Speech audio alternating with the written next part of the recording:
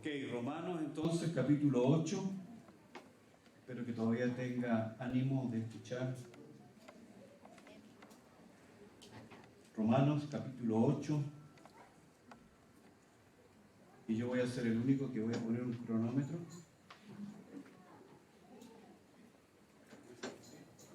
Desde ahora ya. Romanos, entonces, capítulo 8, verso 33 y 34. Pablo pregunta: ¿quién acusará a los escogidos de Dios? La respuesta es Dios. La respuesta a esa pregunta es Dios. Luego el verso 34 vuelve a preguntar: ¿quién condenará? La respuesta es Cristo.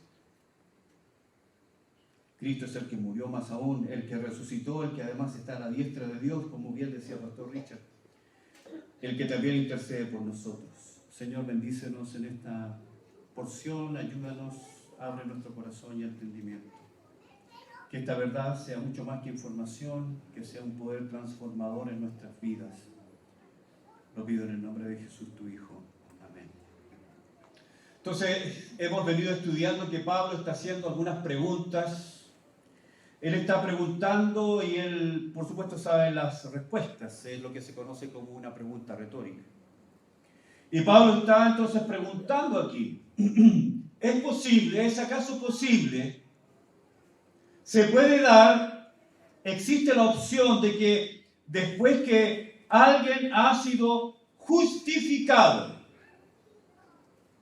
es posible que después que alguien que haya sido justificado, que haya recibido la justicia de Cristo, que todos sus pecados hayan sido perdonados, que su nombre haya sido escrito en el libro de la vida del Cordero, que haya sido trasladado del reino de la potestad de las tinieblas al reino de su amado Hijo, que haya puesto su espíritu en él? Es posible que después de todo esto el creyente pueda ser condenado, y esta es la oportunidad en que Pablo puede decirnos: sí, alguien puede ser condenado después. Si alguien no se porta bien, si alguien llega atrasado a los cultos, puede perder su salvación. Es aquí donde Pablo tiene la oportunidad de decirnos: sí, alguien puede perder su salvación si hace esto, si hace esto, si hace esto o deja de hacer esto. Esta es la oportunidad, pero Pablo no dice nada. Si hay alguien que una vez que ha sido salvo puede perder su salvación, bueno, esta es la oportunidad, pero Pablo contesta de otra manera. Pablo nos dice que la respuesta a esa pregunta es Cristo, la respuesta a la pregunta anterior es Dios. Y como mencionaba muy bien el pastor Roberto en su primera exposición, en Juan 5, creo que está ahí, ¿o no está? Ok. En Juan 5, dos versículos, versos 22 y 27, dice categóricamente Juan que el Padre no juzga a nadie, sino que todo juicio dio al Hijo. Verso 27, y también le dio autoridad de hacer juicio por cuanto es el Hijo del Hombre. Entonces, la única persona que eventualmente pudiera condenarnos, eventualmente que tiene la capacidad de condenarnos, es Cristo. Usted recordará cuando Jesús se encontró con la mujer que fue descubierta en el acto mismo del adulterio, la trajeron delante de él. Y le dijeron: bueno, la ley de Moisés dice que esta mujer debe ser apedreada. ¿Qué dices tú? Esto lo hicieron para tentarlo. Y el Señor contestó. ¿Se acuerdan lo que contestó? El que esté libre de pecado, que sea el primero. Si alguien de ustedes esté libre de pecado, entonces que sea el primero en lanzar la piedra. ¿Había alguien ahí libre de pecado? Cristo era el único. Cristo era el único que podía en ese momento lanzar la primera piedra. Pero recuerden lo que le dijo a la mujer: ¿dónde están los que te acusaban? Y le dijo: ni yo te condeno. Yo puedo hacerlo. Yo tengo la autoridad para hacerlo. Yo estoy libre de pecado. Yo puedo condenarte, pero no lo voy a hacer. Ni yo te condeno. Entonces, el único que puede condenarnos es Cristo. El único que puede condenarnos es el Hijo de Dios. Pero aquí Pablo nos está diciendo precisamente lo contrario, que quien puede condenarnos, en vez de condenarnos, Él nos justifica. En vez de condenarnos, Él nos perdona. Y tú sabes que no es posible condenar a alguien para luego justificar, o justificar a alguien y luego condenarlo. Y lo que Pablo está diciendo acá es que la gran respuesta a esa pregunta, ¿quién condenará? Pablo contesta, Cristo. La respuesta es Cristo. Él tiene la capacidad, Él tiene el poder de condenarnos, pero no lo hace. La respuesta de Pablo es Cristo. La respuesta de Pablo a esa pregunta, ¿quién nos puede condenar? La respuesta no es si nosotros nos portamos bien, no es si nosotros somos fieles, no es si nosotros somos generosos, no es si nosotros somos piadosos, y todas esas cosas son buenas en sí mismas, pero no son suficientemente necesarias para darnos justificación. La única respuesta para esa pregunta es Cristo. Él nos libra de toda condenación. Y hemos visto que Pablo no solamente da una respuesta, sino 4 razones poderosas. La primera, ya la vimos, me acompaña. Cristo murió. Y muy bien mencionaba el pastor Roberto, el verbo está en el aoristo, participio activo. La segunda, como mencionó el pastor Iván, resucitó. También está en el aoristo, participio pasivo. La tercera, Cristo está a la diestra. Ese verbo está en el presente, indicativo activo. No solamente ascendió, sino que se sentó a la diestra. Y número 4, Cristo está intercediendo por nosotros también en el presente, indicativo activo. De estos 4 verbos, 2 verbos están en el aoristo, que es un pretérito. Y el aoristo indica una acción completa, acabada. No lo puedes añadir, no puedes quitar. Es algo que ya está hecho. Cristo murió. Y hermanos, el Señor dijo, la paga del pecado es cuando Dios le dijo a Adán, si tú comes del árbol, ciertamente morirás. La paga del pecado es muerte. Si alguien pecó, debe morir. Dios no va a pasar por alto. Dios no va a taparse los ojos y decir, no, aquí no ha pasado nada, no importa. Voy a taparme los ojos mientras ustedes pecan. No, no hay impunidad. Si alguien ha ofendido la santidad de Dios, debe pagar. La paga del pecado es muerte. Cristo murió. Tú no. ¿Alguien dice amén por eso? Amén. Pero no solamente murió, sino que resucitó, tiempo oristo. Y hay 2 verbos en el tiempo presente. Él está en este mismo momento sentado a la diestra de Dios. Ahora, en este mismo momento está a la diestra. Sentado, como decía el pastor Richard, en un lugar de autoridad, de potencia. Y el segundo verbo en el tiempo presente es el verbo interceder. La palabra intercede, ¿me la puedes dar? Gracias. El verbo intercede, puesto que está en el tiempo presente, es la palabra griega entukchanei. Presente, indicativo, activo. Y es una palabra compuesta. Parece que esta mañana estamos llenos de palabras compuestas en el griego. Es la palabra en, que quiere decir en el ambiente. Y el verbo tuxchano, que quiere decir obtener, consentir.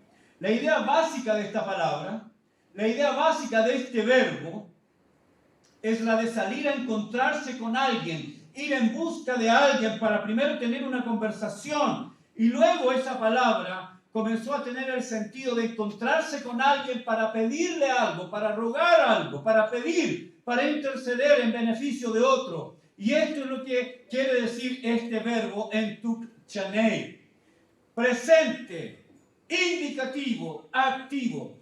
Lo que el griego quiere decirnos en el tiempo presente es que en este mismo momento el Hijo está sentado a la diestra del Padre, pero no solamente eso, sino que está vuelto hacia el Padre, intercediendo, rogando, pidiendo, clamando por cada uno de nosotros.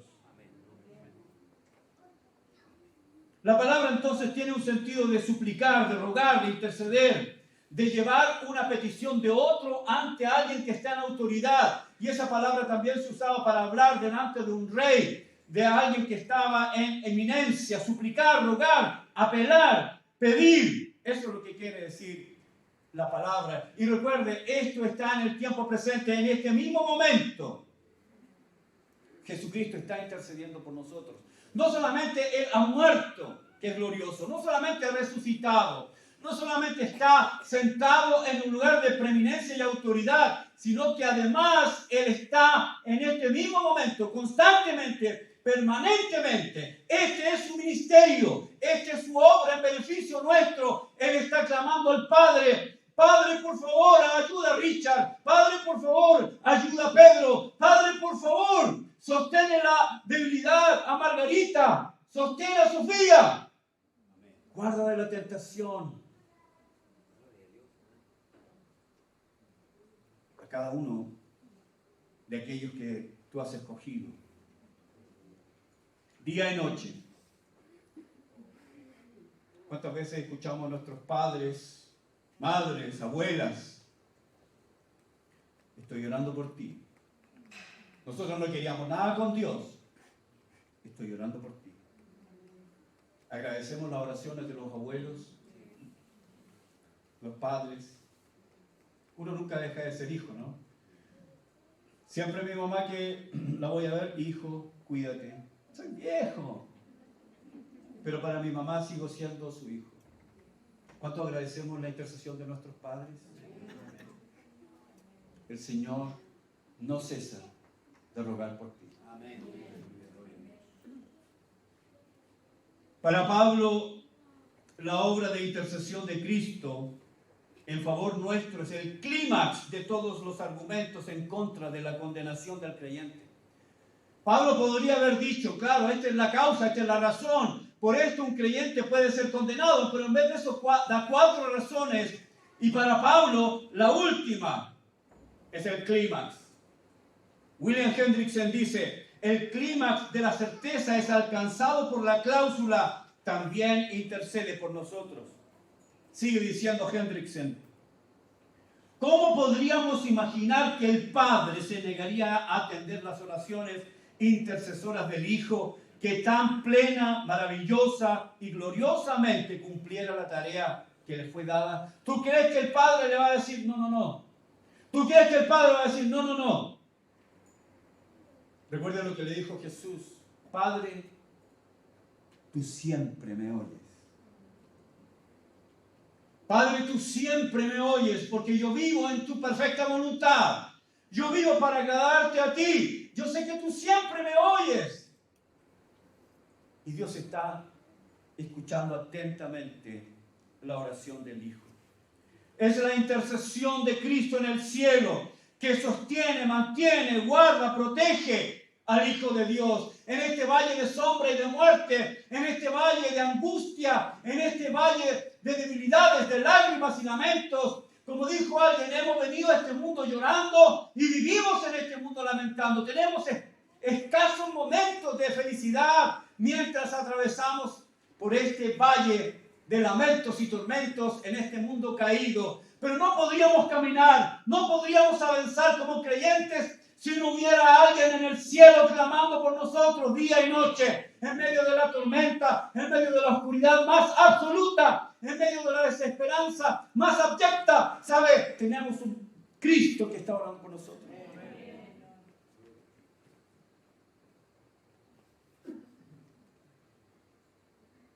La intercesión de Cristo es lo que sostiene al creyente en su caminar. En este mundo de pecado. En este mundo en que el creyente a veces, y la mayor parte de las veces, es su propio enemigo.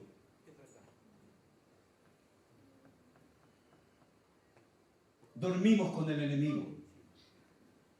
¿Dónde está mi enemigo? No está ahí, no está ahí.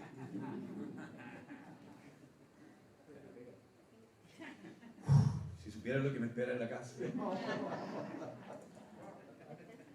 Cuando digo duermo con el enemigo, no estoy hablando que duermo con Adriana, duermo conmigo mismo. ¿Está claro? Sí. Y que quede grabado, secretario. Yo soy mi propio enemigo. El pecado habita en mí, la maldad habita en mí. Nadie me tiene que empujar al pecado. Nadie me empuja al pecado. Yo voy corriendo al pecado. Nací pecador. Tenemos muchas historias con mi primo que no es el momento de hablar de ellas. Por favor. Tengo muchas cosas de él secretas, guardadas. Él también mías. Pero la intercesión de Cristo es lo único que sostiene al creyente en la luz. O si no fuera por la intercesión de Cristo. Si Cristo no estuviera rogando por nosotros, hermanos.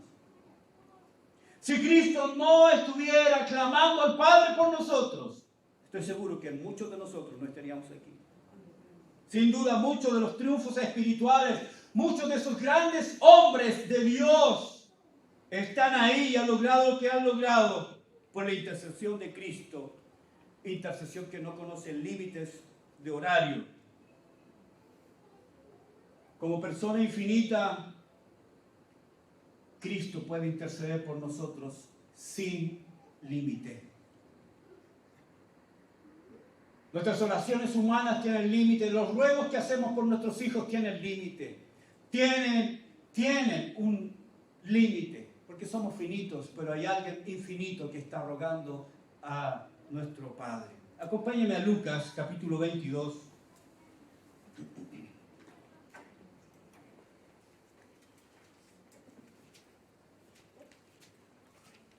¿Me siguen? ¿Están conmigo todavía? Luego de esto vamos a tener algunos minutos de preguntas y respuestas. Vamos a terminar a las 2 de la tarde. Si alguien tiene algo que hacer antes, está prohibido retirarse. Pero pretendemos terminar a las 2 de la tarde con un tiempo de preguntas y respuestas. Lucas, capítulo 22, verso 31. Dijo también el Señor está hablando con Pedro, el Señor ha anunciado su muerte, el Señor sabe lo que viene para él, está en los últimos momentos de su vida acá en la tierra. Y él se vuelve a Simón, que le ha dicho que va a estar con él, cuenta conmigo, nada te pasará, voy a ser fiel contigo, aunque todos te negaren, yo jamás, cuenta conmigo. Simón, 2 veces. Hay 7 veces en la Biblia que Dios llama a una persona 2 veces por su nombre. 7 veces.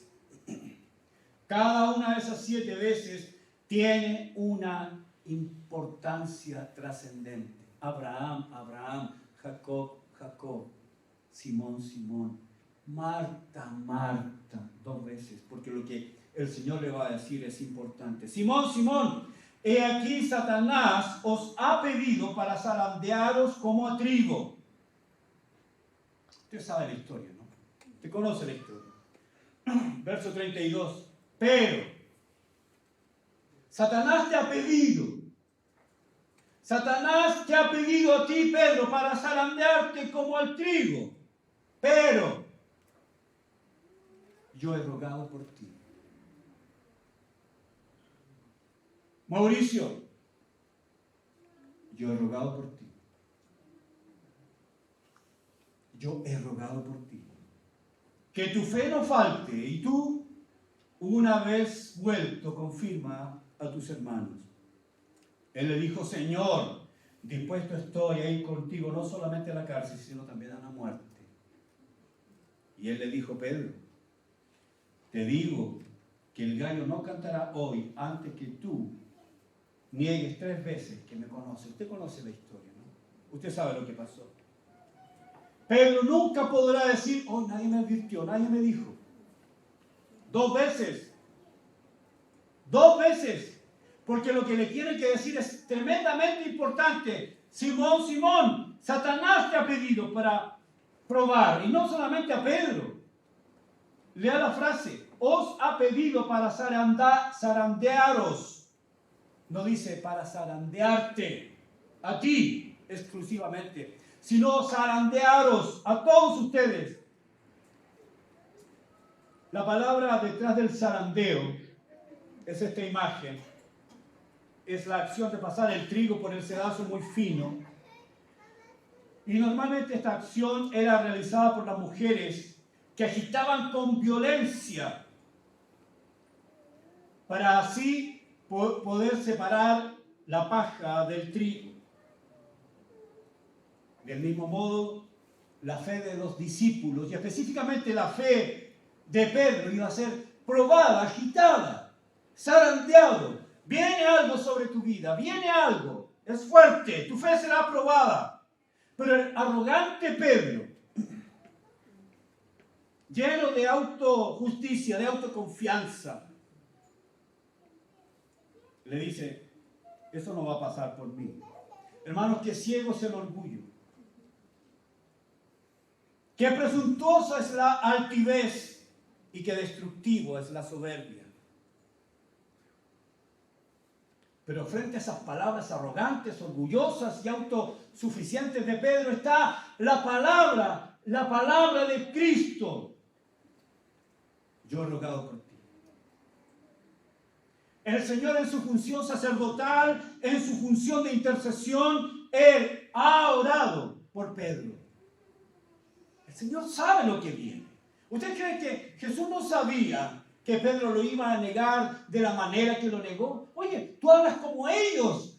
Tú eres uno de ellos. No, yo no conozco a ese. Si tú estudias son palabras groseras. No lo conozco a ese. Oye, pero tú andabas con él. Te digo que no conozco a ese. Oye, pero me da la impresión. Oye, no conozco a ese.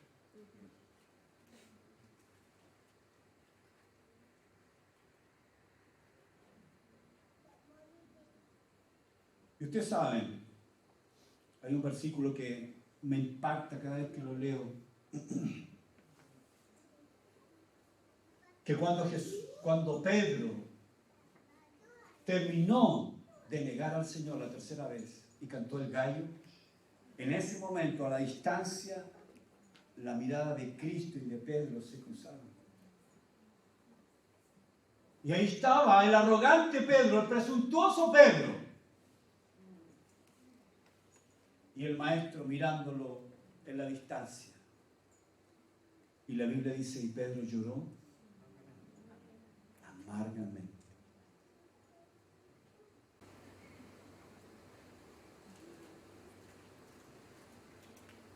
El Señor le advirtió. Alguien te pidió para ponerte en un trance, en una prueba. La providencia de Dios ha permitido que tú pases por esto y todos nosotros. Y el resultado será catastrófico. Tu falla será grande. Tu deslealtad será evidente. Tu flaqueza será manifiesta. Tu fe quedará expuesta como una fe débil. No eres el gran Pedro, no eres el tremendo hombre, no eres el gran discípulo, no eres el hombre fiel, no lo eres, no lo eres. Pedro ha sido zarandeado y el resultado es pobreza, pobreza espiritual. Su fe es demasiado pequeña, débil. ¿Qué va a pasar con Pedro ahora? El traidor. Pedro el traidor. Pedro decepcionante. El que pintaba para líder, ahí está, llorando. Ha traicionado al maestro. Hermanos, la caída de Pedro hubiera sido fatal si el Señor no hubiera orado por él. Pedro y cada uno de nosotros tenemos un maestro que cumple su tarea de interceder por nosotros. Está orando. Hebreos 7:25. Por lo cual puede también salvar perpetuamente a los que por él se acercan a Dios. Y escucha esto. Viviendo siempre para interceder por ellos. Viviendo siempre. Hebreos 9:24. Porque no entró Cristo en el santuario hecho de mano, figura del verdadero, sino en el cielo mismo, para presentarse ahora por nosotros ante Dios. Por la intercesión de Jesús, Pedro llegó a ser Pedro, el apóstol del Señor, el predicador de Pentecostés, el plantador de iglesias, el escritor de parte del Nuevo Testamento. Satanás lo pidió para destruirlo, pero el Señor oró por él. Hay un dibujante en la Edad Media. Eran dos hermanos, los hermanos Durero. Vivían en la Alemania de la Edad Media, pobre, y ambos tenían atributos, ambos tenían talentos para el dibujo. Y ambos querían estudiar en una academia para perfeccionar este don, este talento. Pero no podían asistir los dos. Así que una noche llegaron a un acuerdo. Uno trabajaría y el otro estudiaría. Y así este pagaría los estudios del otro. Y cuando termine la carrera, este volvería a trabajar y pagaría los estudios del otro. Llegaron a un acuerdo. Y uno de esos hermanos comenzó a estudiar y el otro comenzó a trabajar en las minas de carbón. Y tenían tanto talento que este comenzó a aprender rápido y a dibujar rápido y se convirtió rápidamente en un maestro del dibujo. Cuando terminó la carrera, ya era reconocido en Europa por ser uno de los grandes dibujantes de su época. Cuando volvió a casa, le dijo a su hermano: ahora te toca a ti. Ahora te toca a ti. Yo voy a trabajar y tú estudias. Y el hermano que había trabajado en las minas de carbón durante 4 años, le dijo: mira mis manos. Me he quebrado más de 2 veces cada dedo. Mis manos ya no tienen la destreza que tenía. Mis manos ahora son torpes, son gruesas. No son manos de un artista. No tiene sentido que yo estudie. Y el hermano Durero le pidió sus manos y él dibujó las manos de su hermano, quebradas, gruesas, torpes. Y ese dibujo ha sido usado para hablar de esas manos quebradas, esas manos traspasadas del gran intercesor Jesucristo. El Señor dice: yo fui a la cruz por ti, yo he orado por ti. Son esas manos que oran y le piden al Padre: por favor, Señor, sostén a mi hijo. El Señor le dijo: yo he orado por ti para que tu fe no falte. Este verbo, faltar, es la palabra eclipe. Y quiere decir fallar afuera, o dejar afuera, o apagar. La palabra eclipe tiene su raíz en el inglés y en el español para la palabra eclipse. Dejar de brillar en beneficio de otro. El Señor dice: yo he orado por ti. Yo podría estar preocupado por mí. Yo podría estar enfocado en mis cosas. Pero he preferido, yo he querido eclipsarme. Yo he querido ponerme en un segundo plano para que tú seas todo lo que en mí, por mi poder, por mi capacidad, pueda ser. El Señor está orando, hermanos, por cada uno de nosotros en este mismo momento, para que nosotros seamos todo lo que podemos ser en Él. Cada uno de nosotros tiene su historia. Cada uno de nosotros podría decir: bueno, de esto no quiero acordarme.